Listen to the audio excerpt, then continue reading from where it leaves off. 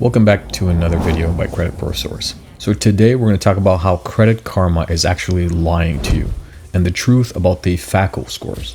Here's a shocking discovery that most people go through, and it's when your grade score is technically lying to you.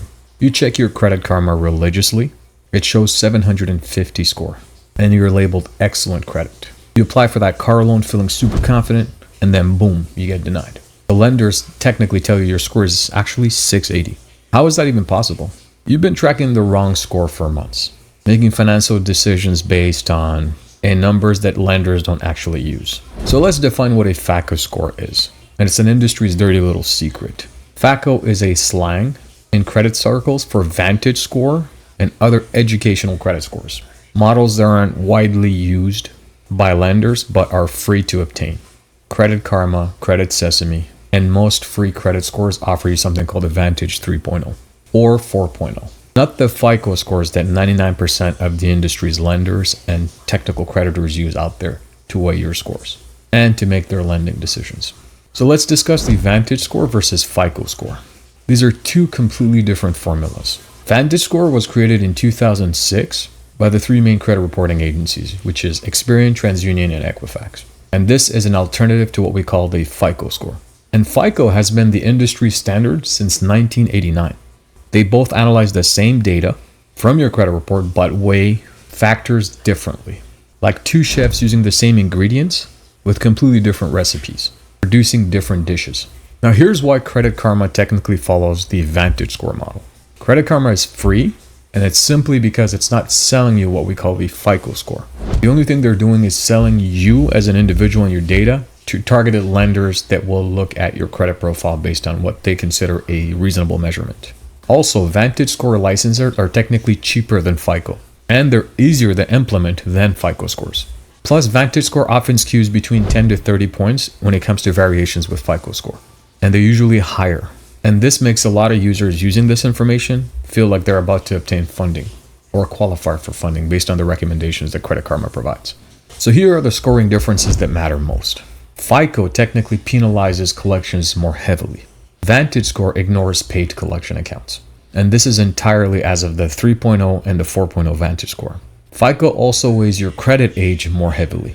And of course, Vantage score is more friendly to credit newbies who are just starting their accounts. Also, FICO counts all of the inquiries within 45 days for one loan application, whereas Vantage score only looks at 14 days. And these particular differences create score gaps between 20 to 40 points very easily. So what's the real world impact? The 30-point gap that's costing you thousands of dollars. The reality is your 750 Vantage score might translate to a 700 to 715 FICO score. The 30-point difference is on a $300,000 mortgage can mean 0.25 to 0.3% interest rate. And that can cost you a lot of money, technically like $15,000 to $30,000 over the extra 30 years.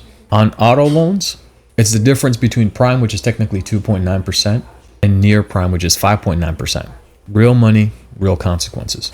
So let's discuss which industries use which.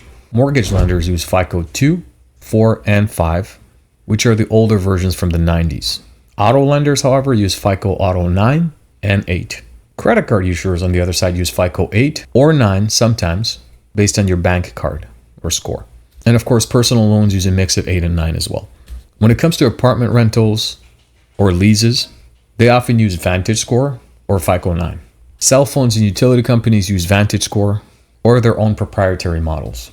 The bottom line, for major banks or loans or any institutional credit, you're looking at using FICO. So here's the fine print that everybody is ignoring.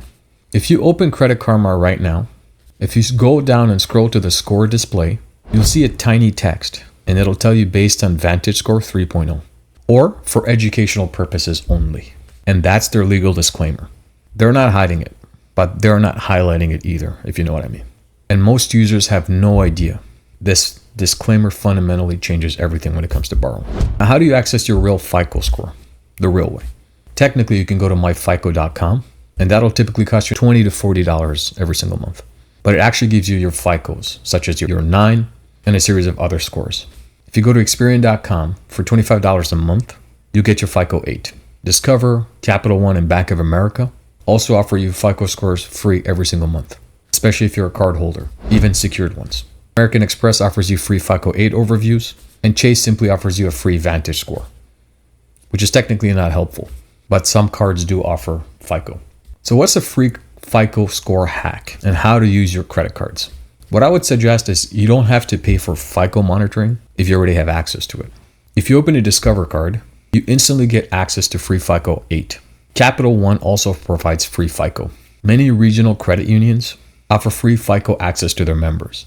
If you stack 2 to 3 of those cards and you're monitoring FICO across all of them, essentially it's costing you $0. And just use Credit Karma for report monitoring, such as disputes, new accounts that are opened, and not necessarily for the accuracy of the scores. Here's when the Vantage score is actually useful. Vantage score isn't technically worthless.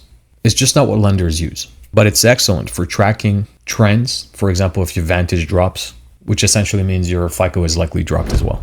You can monitor it for identity theft or new accounts, getting credit alerts for your credit reports, and understanding relative credit health. Just don't treat the actual number like a gospel, specifically when you're applying for credit cards or loans. So there is a major problem with FICO, and that's the fact that they have multiple different scores. So here's a plot twist. There's not just one FICO score, obviously. You have FICO 2, 4, 5, which are typically for mortgages, FICO 8, which is the most common, FICO 9, which is newer but also ignores paid collection accounts, FICO 10, and FICO 10T, which is trended data. Plus industry-specific versions, such as your auto score, your bank card score, and all that to say your FICO 8 might be 720, but your mortgage FICO 5 could be 695. Even real scores vary by version and the credit bureaus on which they're with. So here's an application strategy. Check before you apply. Never apply for major credit such as mortgages, auto, credit cards, loans, based solely on Credit Karma. 3 weeks before applying, pay $20 for one time to obtain your My FICO report. This way you get to see your real scores. And if there's a huge gap between your Vantage score and your FICO scores, you basically know your realistic approval odds and can adjust expectations as well, or at least wait to improve your credit score. Unfortunately, it's a psychological trap for confidence. You see, when Credit Karma shows you a 770 score, you might think to yourself, I'm golden, I can get approved for anything. And essentially you stop your improving habits. Meanwhile, your real FICO 8 is probably around 710. It's good, but it's not excellent.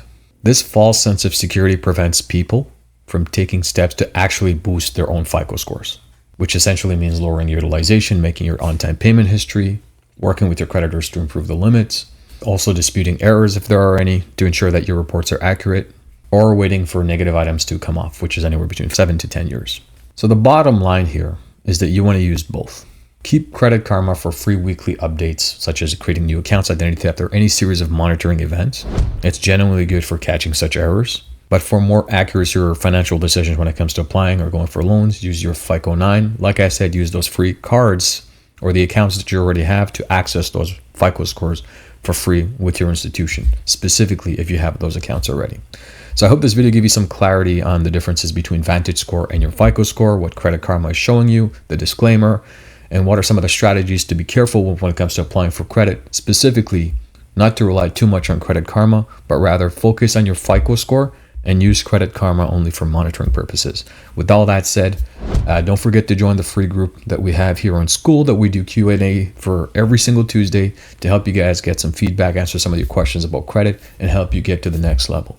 With all that said, this is Ali Tarafter from Credit Source. I'll catch you guys on the next one.